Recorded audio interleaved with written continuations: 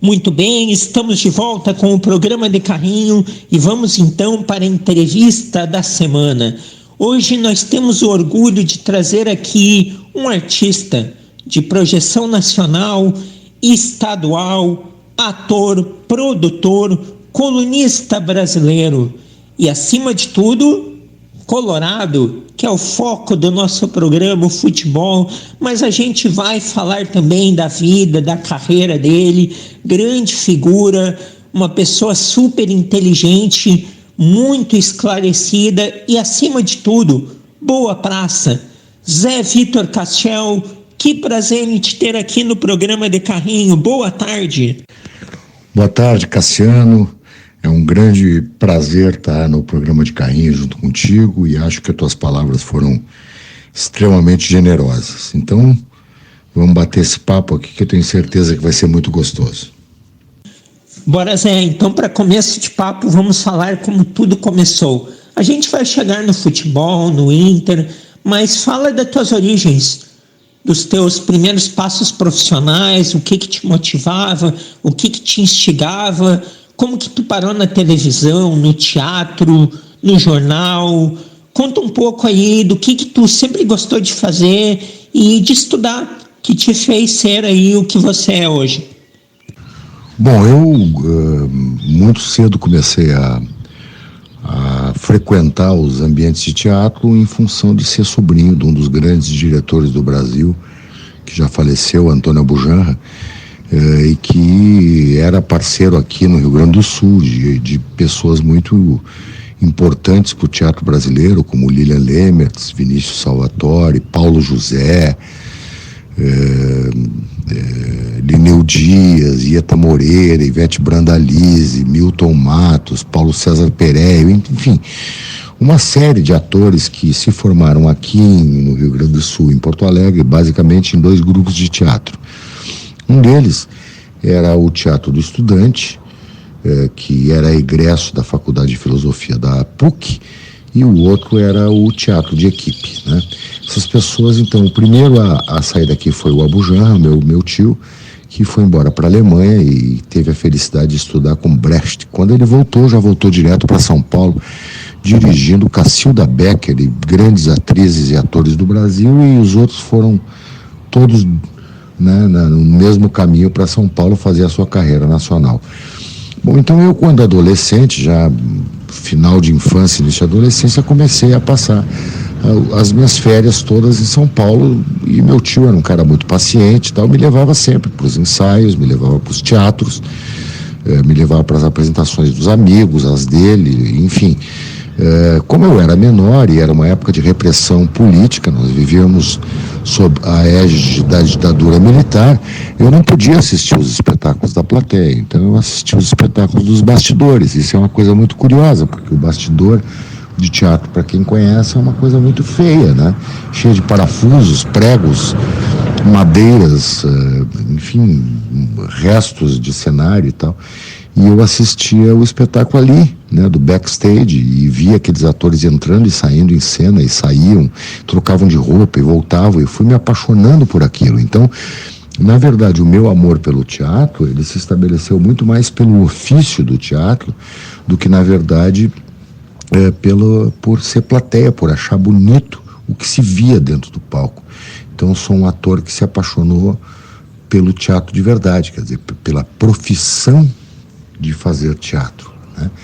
E isso foi se passando muitos anos, e todas as minhas férias escolares, eu partia então para São Paulo para fazer esse meio. E aí eu comecei a conviver também com todos os artistas, dos maiores artistas, né, do Brasil, e que todos eles acabaram fazendo televisão, e todos eles acabaram famosos, enfim, mas me conheciam desde menino até quando fiquei adulto. Quando eu tinha 14 anos, então, eu resolvi, no Colégio Farroupilha, em Porto Alegre, montar um grupo de teatro amador. E eu montei esse grupo no Colégio Farroupilha. Esse grupo começou a fazer teatro ali quando eu tinha 14 anos, e só parei de trabalhar no teatro amador quando chegou a época do vestibular, e eu fiquei com um pouco de receio de fazer vestibular para artes cênicas, porque naquela época era uma profissão muito maldita. As pessoas achavam que a profissão de artista não era profissão, que a pessoa tinha que ter uma profissão, fazer vestibular para medicina, para engenharia, para direito, para odontologia e tal. E eu, como um menino mesmo vindo de uma família de artistas, muito inseguro, optei em fazer a faculdade de Direito, porque achava que me aproximava mais das oratórias, né, das sustentações orais e tudo mais. Então assim eu fiz a faculdade de Direito, me formei em Direito em 1980, era um menino ainda, e imediatamente eu fui fazer uma aventura pela Europa, e lá eu cheguei à conclusão que eu não queria ser advogado, eu queria ser artista, né? Então voltei para Porto Alegre e comecei a procurar uma maneira de trabalhar no teatro profissional. E aí procurei um ator chamado Ludoval Campos, que é radicado no Rio de Janeiro até hoje, que acabou me indicando uma conversa com Néstor Monastério, que é meu diretor até hoje no espetáculo Homens de Perto, que está fazendo 18 anos, né? E o Néstor me aproveitou no primeiro espetáculo que ele tinha, que era o Rasga Coração, que era um espetáculo extremamente político, muito legal e tal. E dali em diante comecei a fazer teatro profissionalmente, né? Até o final dos anos 80, quando então a Casa de Cinema de Porto Alegre começou a aproveitar atores para trabalhar num núcleo recém-criado pela TV Globo, com Guel Arraes, de programas especiais. Então eu comecei a fazer pequenas apresentações em programas como TV Pirata, como Dores para Maiores, Casos Especiais, Comédias da Vida Privada, enfim, uma série de pequenas participações.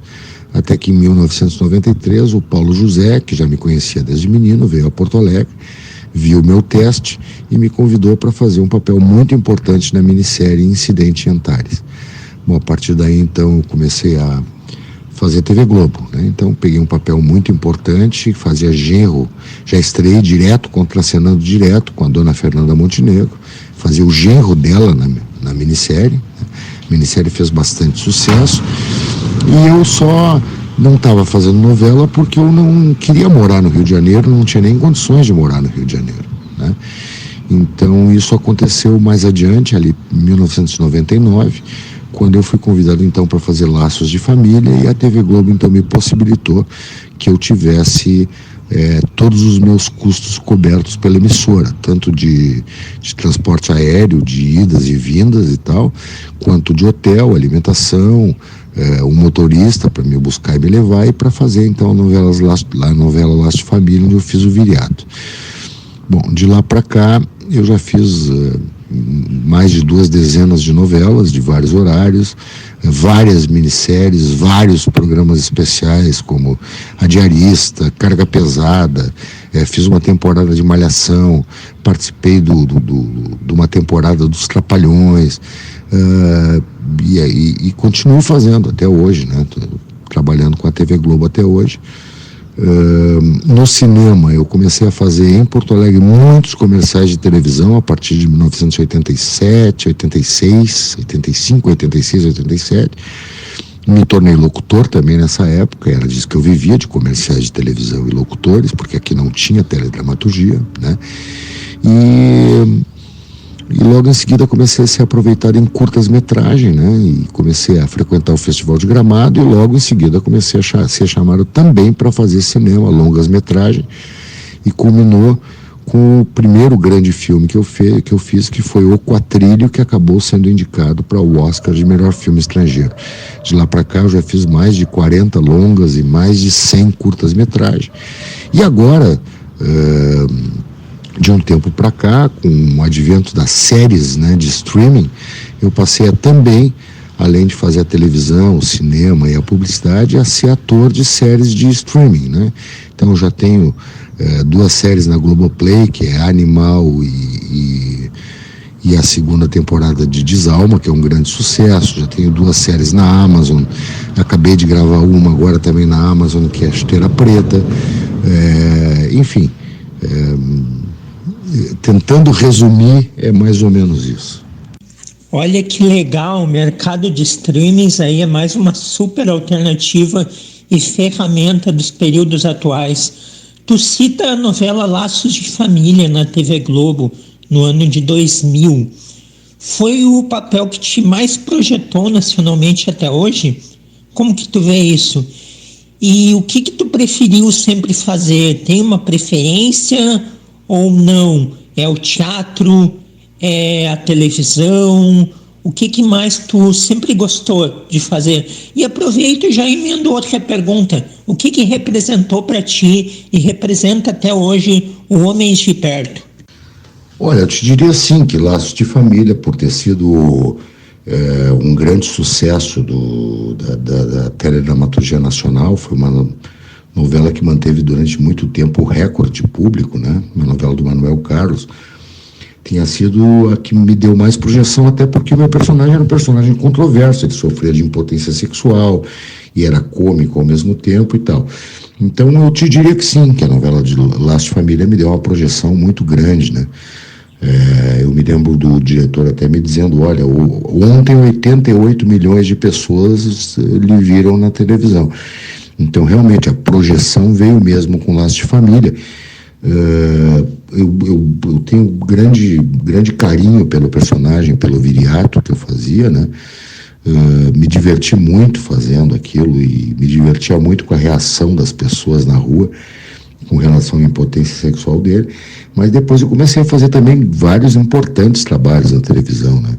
Então eu emendei mais 2 novelas das 8, inclusive uma do Manuel Carlos, para logo em seguida fazer A Casa das 7 Mulheres com Jaime Monjardim, e que me deu de presente um personagem que era o Chico Mascate, que esse sim é o meu personagem preferido até hoje na televisão. Bom, a segunda pergunta da minha preferência, eu como ator, Cassiano, eu não tenho muita preferência, assim, eu gosto de trabalhar no meu ofício, né? Seja fazendo um comercial de televisão, uma locução de rádio, cinema, o teatro, a série, a minissérie, o mestre de cerimônias, tudo aquilo que um ator pode fazer me agrada e eu faço com muita satisfação. E por último, com relação aos Homens de Perto, eu te diria o seguinte, que foi numa época em que logo tinha terminado A Casa das 7 Mulheres, que eu voltei do Rio e junto com o Oscar Simes, Rogério Beretta e o Néstor Monasterio resolvemos fazer um espetáculo despretensioso para nos divertirmos e escolhemos, na verdade, um gênero teatral que estava proscrito no Brasil desde o fechamento do Cassino da Urca, no Rio de Janeiro, na década de 30, 40, que é o teatro de revista. E foi um gol de placa, na verdade, né? Então, Os Homens de Perto hoje está fazendo 18 anos, é claro que a gente já não consegue mais fazer Os Homens de Perto naquela correria que a gente fazia no início, mas ele continua muito legal, muito bom, a gente continua fazendo, e quase 1 milhão de pessoas já viram Homens de Perto só no Rio Grande do Sul. Então, se tu me perguntar da importância dos Homens de Perto na minha vida, eu digo que é total, assim, que é uma satisfação total participar de um espetáculo tão longevo, né? E um espetáculo muito rentável também, né? Que unindo as coisas que eu faço no geral, na televisão, no cinema, e nos comerciais, e mais os livros que eu tenho escrito também, isso aí me dá uma condição de vida muito razoável, né? Mas Os Homens de Perto é muito importante na minha vida, até pela convivência com o Oscar Simes, o Rogério Beretta e o Néstor Monasterio. E Zé Vitor, é possível mensurar o impacto que a pandemia causou no meio artístico? E o quanto isso ainda vai refletir no que vai vir? Porque por mais que a gente ainda esteja nela, a pandemia não acabou, a situação é mais tranquila, as atividades aos poucos estão retornando, mas o prejuízo de ter ficado tanto tempo sem poder atuar, principalmente o teatro, é algo que o impacto disso é muito grande, não? Bom, a pandemia, os prejuízos causados pela pandemia para o setor do divertimento, do entretenimento, ele é incomensurável, não tem como avaliar, né? por vários motivos, né? Primeiro, porque hoje em dia a indústria do audiovisual no Brasil, ela gira muito mais a economia do país do que a indústria do medicamento. Isso eu não digo por dizer, isso é um estudo oficial da Fundação Getúlio Vargas de São Paulo, né? Então são milhões e milhões e milhões, beirando a bilhões de reais, que a economia deixou de receber, porque, só para dar um exemplo, uma pessoa que resolve ir ao teatro, né? Ela vai ter que pegar um táxi, ou ela vai ter que botar gasolina no carro, ela vai chegar no teatro, ela vai comprar uma bebida, ela vai comer alguma coisa, depois saindo do teatro ela vai jantar fora com os amigos, ela vai movimentar. Então a indústria do entretenimento, ela não movimenta só o entretenimento em si, né? Ela movimenta a rede hoteleira, a rede de bares e restaurantes, os transportes públicos e privados, enfim, uma cadeia enorme, né? E o grande prejuízo causado pela pandemia, na verdade, foi com relação às pessoas que trabalham na técnica, porque os atores, as atrizes propriamente ditas, têm ainda seus recursos, né, de transmissões online ou de reservas que tinham guardado e que puderam se manter, ou de comerciais de TV que podem ser gravados em telefones celulares, ou comerciais de rádio que podem ser gravados em casa, uma série de coisas que os atores e atrizes, os artistas em si, conseguem superar, mas pegou em cheio e prejudicou a ponto de levar para condições inimagináveis de vulnerabilidade social o pessoal que trabalha na retaguarda, né? Eu estou falando do técnico, estou falando do cameraman, do iluminador, do cara do sonoplasta, da moça que cuida dos figurinos, da maquiadora ou maquiador, do cara da van que transporta os artistas, enfim, de homens e mulheres que trabalham num entorno sem os quais não acontece o setor do entretenimento. Quer dizer, um ator não entra em cena sem estar maquiado e vestido. E atrás disso existem profissionais que fazem isso, né? Um comercial de televisão não é gravado se não tem um cameraman, se não tem um sonoplasta, se não tem um editor, enfim, todo o pessoal da retaguarda, o cara que fornece alimentação, o cara que fornece o lanche, todo esse pessoal ficou de uma hora para outra sem trabalho. Então caíram na vulnerabilidade social e na informalidade. Então eu não tenho como te dizer o quanto a pandemia tem sido, porque eu não vejo que ela esteja terminando, não. Eu acho que os cuidados, mesmo com a vacina, eles têm que continuar sendo adotados na sua plenitude, né? Até que a gente tenha a garantia de que exista algum remédio que o cara contraindo o Covid-19, ele vai tomar o remédio como uma gripe comum e vai ficar bom, né? Mas também tem uma crítica a fazer, quer dizer, as coisas poderiam estar mais flexíveis hoje em dia se o governo federal tivesse adotado medidas mais sérias desde o início, né? No momento em que a gente tem um presidente que vai para uma rede nacional em abril de 2020, ou seja, no início da pandemia, e declara que é só uma gripezinha, que as pessoas não precisam se preocupar e que não tem grandes problemas, e outro lá que diz que tinha que ter imunidade de rebanho, que se todo mundo pegasse de uma vez, acabava de uma vez, e que acabou se configurando uma grande mentira. E por fim também, nós poderíamos ter comprado vacinas em agosto de 2020, ou seja, hoje nós já estaríamos tomando a segunda dose, a segunda rodada de doses de vacina se o governo federal tivesse encarado com seriedade a pandemia, né?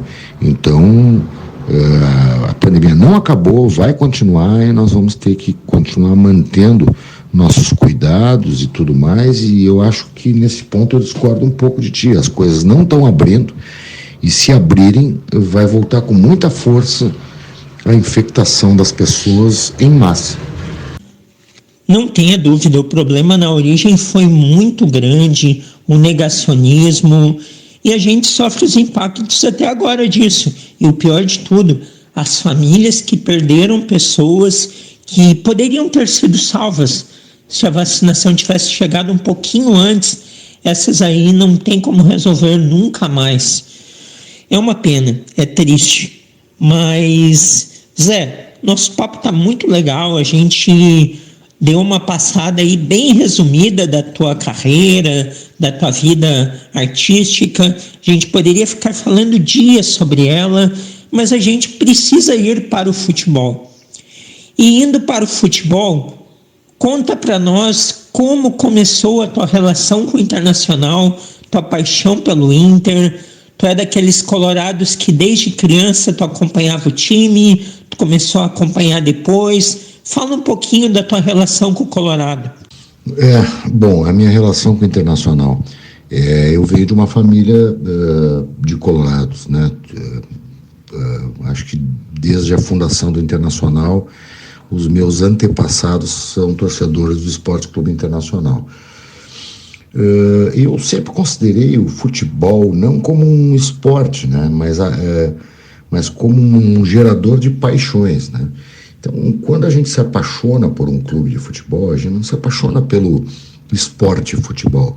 A gente, através da memória afetiva, acaba lembrando de coisas muito agradáveis que aconteceram com a gente desde a primeira infância, quer dizer, a primeira vez que me levaram no jogo, aquela convivência bacana com pai, com mãe, com primos, com tios que levavam a gente ao futebol, e que a gente comia pipoca, que a gente comia churrasquinho de gato no entorno do estádio e tudo mais. Então o futebol na verdade é uma paixão. A minha relação com o Internacional é uma relação de paixão.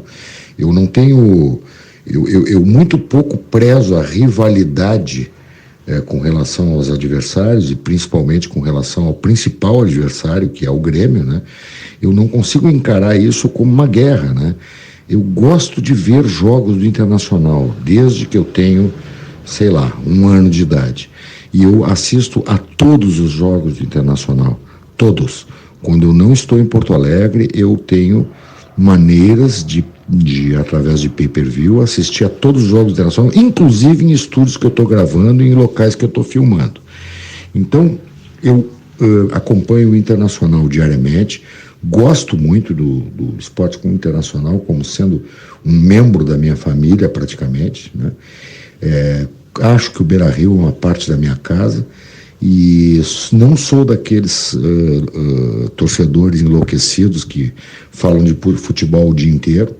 Não sou de dar corneta em adversário e odeio receber corneta de adversário, porque não é a minha vibe. Então a minha relação com o Internacional é uma relação de puro amor e de muito divertimento. E me faz muita falta não ir ao Beira-Rio nessa época de pandemia. Eu estou contando nos dedos o momento em que eu vou poder novamente sentar no meu lugarzinho lá, encontrar meus amigos, ir com os meus familiares para os jogos do Internacional. E isso que eu estou dizendo é a pura verdade. Eu não nutro qualquer problema de ódio ou de secação e coisa assim com o Grêmio, né? Ao contrário, eu admiro muito a instituição do Grêmio.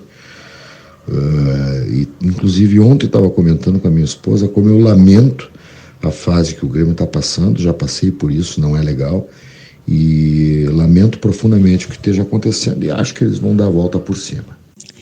É muito bom tu tocar no ponto da paixão, porque ela mexe com o racional do ser humano.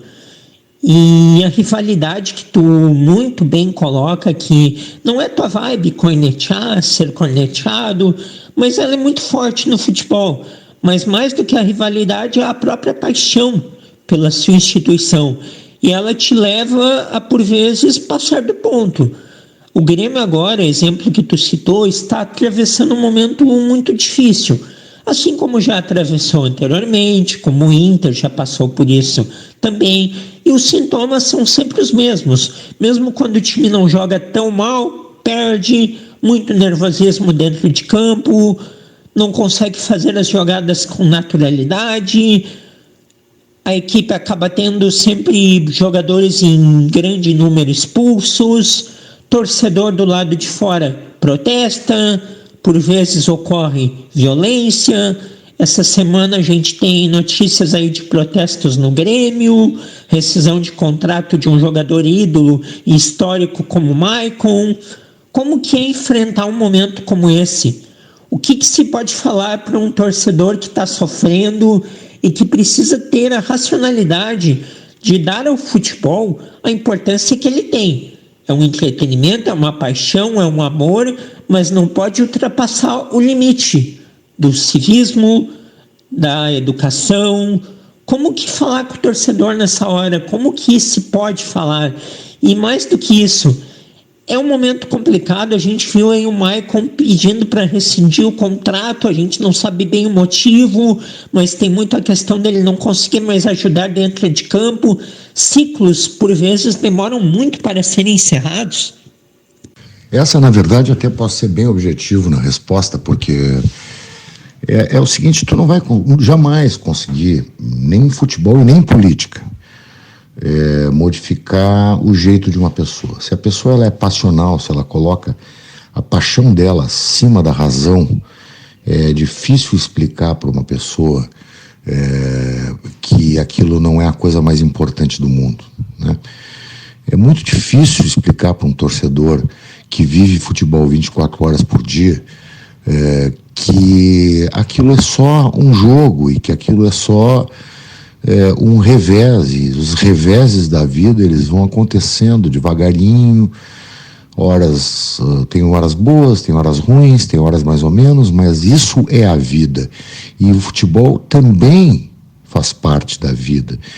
Então a gente não vai modificar, nem eu, nem tu, nem ninguém, essas pessoas que colocam o futebol acima de qualquer coisa. Isso aí é impossível de fazer. Para uma pessoa como eu, que olho meio de fora, me parece até um tanto quanto ridículo tudo isso que está acontecendo, tanto na política quanto no futebol, né? Não tem muita recomendação para fazer. Eu só pediria que as pessoas que mantêm seus ódios à flor da pele no futebol e principalmente na política, que pensem que no Brasil, em um espaço de 1 ano e 7, 8 meses, já morreram quase 600 mil pessoas vitimadas por uma doença que poderia, pelo menos pela metade, ter sido evitada se as vacinas tivessem sido compradas a tempo. Então, se as pessoas pudessem parar e pensar no luto das famílias dessas quase 600 mil pessoas, que se tu multiplicar por 4 por família, dá 1 milhão e 200 pessoas, 2 milhões e 400 pessoas de luto nesse país, eu acho que talvez elas diminuíssem um pouco a importância que dão para o futebol e para a política. Concordo totalmente contigo, Zé. É inimaginável ver tanta irracionalidade no mundo como a gente está vendo. Se tu diz A, é porque tu não gosta de B. Se tu diz B, é porque tu não gosta de A. Como tu mencionou, quase 600 mil pessoas morreram e as pessoas estão preocupadas com o futebol. Se o time vai ganhar partida, vai perder partida, claro que o torcedor sofre. Mas, poxa, nós somos seres humanos, racionais. Não podemos ir num CT, jogar pedra, gritar, ofender. O jogador é pago para ser profissional. Não está no contrato que ele vai ganhar a partida. Mas, enfim, isso é uma causa perdida. E, Zé, tua paixão pelo Inter te levou também para a comunicação do futebol. Convite para fazer parte da Rádio Gaúcha, do Sala de Redação, escrever para o Diário Gaúcho. Como que foi esse tempo, essa experiência? Tu curtiu? Tu achou que poderia ter sido melhor? Tu ficou plenamente satisfeito? Te conheci pessoalmente em um desses programas, Sala de Redação, em 2017. Conta para nós aí, porque era muito bom te ouvir. Era muito bom te ouvir falar de futebol. A grande realidade, Cassiano, é que eu entrei no Sala de Redação por um convite pessoal da direção do Grupo RBS, né? Era uma época em que estava um entra e sai, Fernando Carvalho ia sair, o Kenny Braga tinha saído, o Fernando Carvalho tinha entrado no lugar dele, eles precisavam equilibrar o programa, enfim. E eu relutei muito em aceitar, porque eu não entendo de futebol. Eu não entendo de tática, de técnica, de comentários. Eu não sou nem conselheiro do Internacional, nunca quis ser, ou seja, eu não entendo nem de política de futebol, né? Então, eu relutei muito, mas me fizeram um pedido muito especial. Eu sou muito grato ao Grupo RBS por tudo que ele tem feito por mim desde o início da minha carreira, e aceitei. E foi muito agradável conviver com as pessoas lá, foi muito bacana a experiência de me transformar num radialista, embora eu já vinha fazendo comerciais de rádio há muitos anos, né? Mas o meu ciclo ali se acabou. Eu pedi para sair depois que completou 3 anos, quer dizer, eu já estava com 2 anos já pedindo para sair. Quando completou 3 anos, eu pedi, por favor, que eu não queria mais trabalhar com aquilo, porque não era a minha vida. Eu sou um ator, eu não sou um comentarista esportivo, né? Mas da RBS, do Grupo RBS e do Sala de Redação, eu trago só amigos, né, e portas abertas, tanto que volta e meia ainda me ligam e eu comento futebol com eles e tudo mais e tal. Eu adoro, gostei muito dessa época, foi muito legal, mas como ator ela não me foi produtiva, né? Ela me freou um pouco, tanto que logo depois que eu saí do Sala de Redação, eu passei a trabalhar, já fiz acho que uns 7 ou 8 longas-metragens, inclusive em nível internacional, um uruguaio, um argentino, um nos Estados Unidos. Já fiz 4 séries de streaming, já fiz mais uma novela, já escrevi 4 livros. Então, mesmo com a pandemia, eu continuei trabalhando, tenho meu estúdio de áudio em casa, gravo muitos comerciais de rádio. Então, assim, gostei muito da experiência, fiz muitos amigos, deixei as portas abertas, acho que não deixei nenhum inimigo no Grupo RBS, ao contrário, mas vim retomar minha vida, né? Vim voltar para o meu caminho, que era outro completamente diferente, né? Com relação a coluna que eu tinha no Diário Gaúcho era uma coluna de futebol, chama-se Paixão Colorada, e era uma coluna diária. E ao pedir para sair, me ofereceram então que eu passasse a ter uma coluna no segundo caderno da Zero Hora, onde eu falaria de cultura, de entretenimento e variedades. E eu escrevo lá até hoje, então eu tenho uma coluna no segundo caderno da Zero Hora. Ali sim, ali eu consigo escrever coisas do cotidiano, da cultura, do entretenimento. Procuro sempre manter mais ou menos nesses assuntos assim, e dando sempre uma minha opinião. Ali sim, dali eu entendo. De futebol eu não entendo nada, de futebol eu só entendo em torcer pro Internacional e para arquibancada xingar juiz, né? Mas ali na minha coluna, na Zero Hora, sim, ali eu consigo dar minha opinião clara, direta, sem nenhum melindre de estar dizendo aquilo que eu estou pensando. Eu não diria que tu não entende de futebol. É que a tua paixão é o Internacional, não é o futebol. Tua paixão, que tu sabe, que tu manja, que tu brilha o olho no falar, é a parte artística. Isso tá claro. Por isso que tu gosta mais da coluna que tu tem hoje. Tu te sente, digamos, mais à vontade. E, de fato, o horário ali do Sala também, o compromisso diário, isso, de certa forma, freava, né? As questões profissionais, que tu depois disso já conseguiu avançar bastante. Mas, modéstia à parte, que tu não entende e tudo mais, vamos falar do Internacional, sim. O Colorado, o momento que o Colorado vive agora, como que tu enxerga? Tu acha que o momento ruim do Grêmio está, de certa forma, aliviando um pouco a barra do Inter? O Inter, que vinha aí numa transição pós-Série B, quase foi campeão brasileiro ano passado, em 19 chegou na final da Copa do Brasil, mas esse ano a coisa meio que andou algumas casas para trás de novo. Miguel Ramírez, escolha que não deu certo. Dá uma analisada pra gente no momento do Inter aí. Olha, Cassiano, eu não acho que tenha andado algumas casas para trás, né? Eu acho que faz parte de um processo, né? A gente não pode, de jeito nenhum, esquecer o fato de que o Internacional vem de alguns anos, né? De uma diretoria que praticamente extinguiu o clube, né?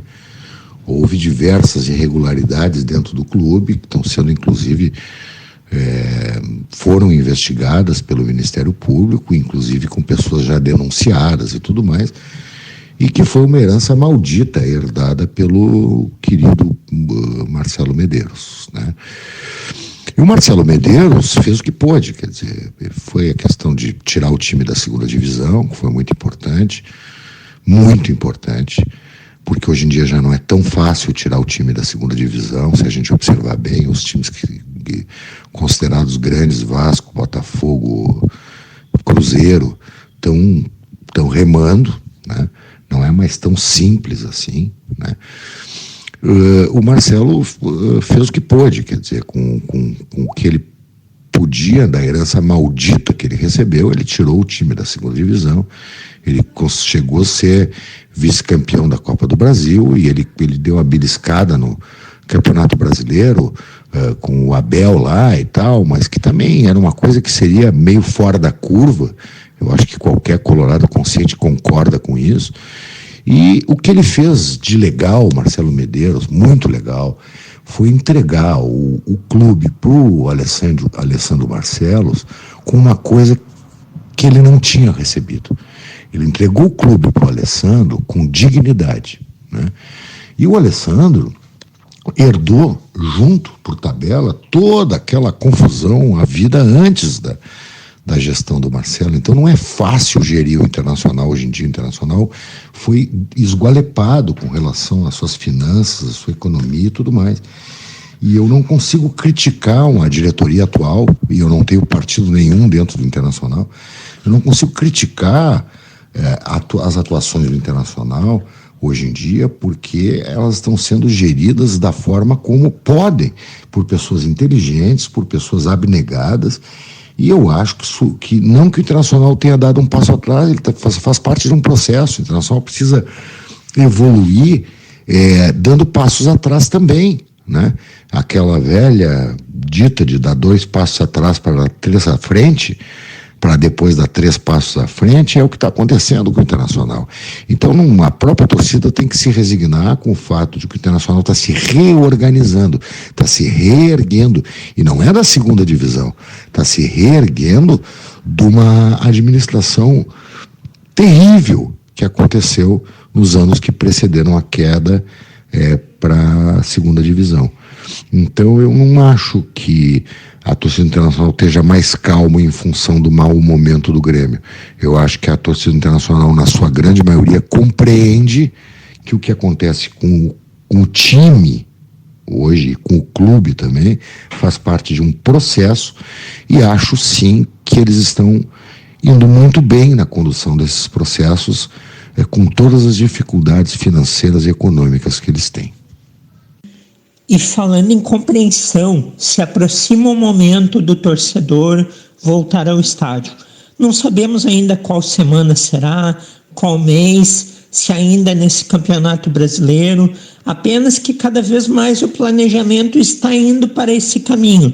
Tu mesmo já manifestou saudades da tua cadeira no Beira-Rio. Como que tu vê que vai ser esse retorno? Que compreensão a torcida vai ter que ter, principalmente nessa questão de público reduzido, de distanciamento? A gente vem acompanhando aí muitos exemplos no Brasil, Mineirão, Maracanã, até fora do país, de que o público foi liberado e não se respeitou os protocolos. Como que tu desenha na tua cabeça esse retorno de público no estádio? Olha, Cassiano, depois de tudo que a gente está passando, né? Eu acho completamente prematuro uma volta de torcida aos estádios, né? Eu acho que para permitir, mesmo com todos os protocolos e cuidados que se deva ter para permitir a volta do torcedor ao estádio, precisa ter uma segurança muito grande. E também sou daqueles que acham que ainda vai perdurar na cabeça das pessoas um certo temor da convivência normal, né? Isso vai acontecer no teatro também. O teatro, por mais que seja liberado, ainda vai demorar um tempo ainda para lotar uma casa, porque as pessoas ainda estão um pouco ressabiadas. Eu sou um dos que só vai voltar ao Beira-Rio, apesar de toda a saudade que eu tenho de ir para lá, de curtir e tal, quando eu tiver segurança total de que eu vá estar num lugar muito seguro. Então eu acho que ainda demora um pouco. Eu sou contra a abertura dos espaços esportivos, onde pode gerar aglomeração. Ainda acho que tem muita coisa que não se sabe, que não se conhece ainda da pandemia. Acho muito prematuro esse tipo de coisa. Eu achei exemplar o que aconteceu na Olimpíada do Japão, né? E acho que todo mundo ainda tem que ter muita paciência, principalmente as pessoas que estão na gestão do futebol brasileiro, ter muita paciência para exercer a responsabilidade de liberar um estádio de futebol para a presença de público, mesmo com distanciamento, mesmo com protocolos e mesmo com tudo. Eu, por exemplo, serei um que, mesmo sofrendo, só voltarei ao estádio, ao Beira-Rio, quando me sentir completamente seguro. Acho que demora um pouco ainda. E faz bem, Zé. A gente precisa voltar com toda a segurança. Já se esperou tanto tempo. Agora está muito mais perto de voltar do que 1 ano e meio atrás. Pode ter certeza. E já encaminhando o final do nosso papo, muito bom de ter aqui Zé Vitor Castiel. Grande papo. Essa entrevista vai ficar no canal de Carrinho no YouTube. Então o pessoal vai poder ouvir aí em outros momentos. Vai ficar lá. Zé Vitor, encaminhando o final do nosso papo, conta para nós quais os teus projetos de futuro. O que ainda falta tu fazer? E o que tu fez até hoje que tu pensa assim, poxa, poderia ter feito melhor. É algo que eu ainda quero modificar. Bom, com relação ao que eu poderia ter feito melhor, tudo. A gente nunca está satisfeito com aquilo, totalmente satisfeito com aquilo que fez, né? Eu acho que não existe nada em termos profissionais que a gente não pudesse ter feito melhor, né? Então, isso é um pensamento que eu tenho muito antigo, assim, de que sempre se tem coisas a aprender e sempre tem coisas a melhorar. Com relação ao futuro, eu te digo o seguinte, nem eu, nem meu filho que trabalha comigo, paramos na pandemia, nós somos empreendedores culturais, né? Então eu mesmo fazendo meu trabalho de ator em várias plataformas, em vários níveis, né? Só não no teatro, porque o teatro é indoor e não pode ser feito de forma online. Mas eu tenho diversos projetos, eu tenho pelo menos 8 projetos engatilhados para assim que a pandemia acabar, inclusive projetos híbridos, né, como o Porto Verão Alegre, que o ano passado, que na edição mais recente foi feita só de forma online, agora já deve estar evoluindo para híbrido, ou seja, com uma parte do teatro liberada, talvez 30% da plateia, que é o ideal, e mais a transmissão online. Eu tenho projetos de um cinema ao ar livre, eu tenho projetos de uma bebida, eu estou investindo no entretenimento ao ar livre. Eu tenho pelo menos uns 10 projetos assim prontos para serem implementados. É muito trabalho que eu tenho pela frente, mas é isso. Assim vive um cara que não só atua na cultura, como também empreende na cultura, né? Então, é isso. Que legal, Zé. Muito sucesso aí no que vai vir, teus projetos profissionais, do teu filho, da tua família. Quem sabe mais à frente aí a gente não te acompanha de novo numa novela, por que não? Mas a gente está sempre ligado aí, curtindo tudo que tu faz, nos streamings aí, as séries, sempre acompanhando. E de vez em quando eu vou te chamar aqui para falar do Internacional também, do Colorado. Sucesso aí para o Inter, que logo a torcida possa voltar ao estádio, mas com segurança, que você também possa ir ao Beira-Rio com toda a segurança. Foi bom demais te receber, Zé. Grande abraço e até uma próxima. Querido Cassiano, me lembro bem do dia que a gente se conheceu lá na sala de redação. Foi um imenso prazer conversar contigo, bater esse papo. Pode contar sempre comigo. Aqui tem sempre um amigo e vamos ficar em contato. Eu queria mandar um abraço para toda a audiência, para todos que estão estão nos ouvindo, que vão nos ouvir, e dizer que vai passar. Se Deus quiser, vai passar. E logo, logo, se Deus quiser, a gente vai retomar a normalidade tão necessária. Cassiano, um grande abraço, muito afetuoso, e parabéns pelo teu programa. Um abraço. Este foi Zé Vitor Castiel, ator, produtor, colunista brasileiro, colorado. Grande papo a gente teve aqui no programa de Carrinho, uma figura acima da média. Grande Zé Vitor Castiel.